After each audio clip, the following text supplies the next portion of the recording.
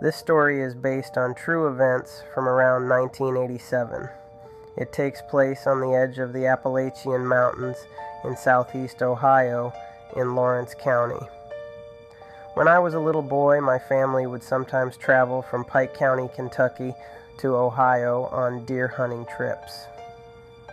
One evening, a bunch of my cousins and relatives were sitting around the kitchen table listening to an old story about a haunted Victorian-style house that sat down the road in a place called Eiford. The house had been built sometime in the mid to late 1890s. Word was, it sat near the railroad tracks and alongside an old coal and clay mining road.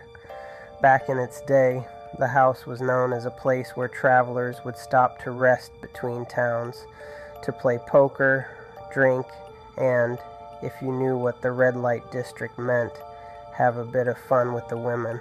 According to the story, 2 cowboys once sat down at that house to play cards for a large amount of money, including gold. As the tale goes, one of them was cheating.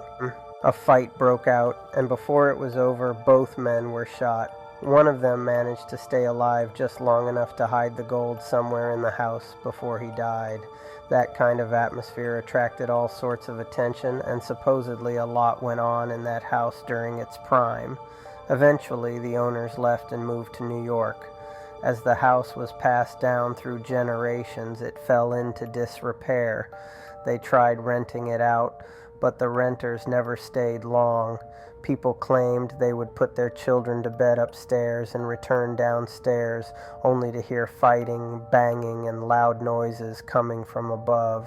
When they went up to check on the children, they would find everything perfectly normal. The kids sound asleep, nothing out of place. Stranger and stranger things kept happening until those families finally moved out for good. After hearing the story, my cousins decided they wanted to go see the house for themselves. They piled into the back of my dad's Jeep truck with flashlights, coveralls, and battery-powered lights, laughing and joking, thinking it would all be good for a scare or two. When we pulled up about 100 feet from the house, the frogs were hollering and the crickets were so loud you could barely hear yourself think. They shut the truck off, geared up, and started walking toward the house. Suddenly everything went quiet. The frogs stopped, the crickets stopped, dead silence. They looked up toward the top corners of the house and saw what appeared to be red, piercing eyes staring back at them through the windows. The eyes jumped from window to window, from upstairs to downstairs, back and forth, as if something was watching them move. Then the front door of the house came open. Everyone turned and ran for the truck, scrambling into the bed as fast as they could. My aunt was yelling at my dad, "Floor it, let's get out of here."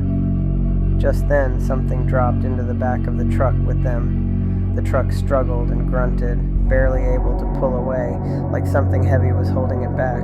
My aunt screamed, "Oh my God!" Then whatever was in the truck jumped out. The moment it did, the truck lurched forward and took off down the road.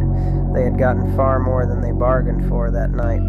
That old house stood there for another 30 years before a logging company bought the land and burned it down. But even today, I still wouldn't go anywhere near the foundation of that house.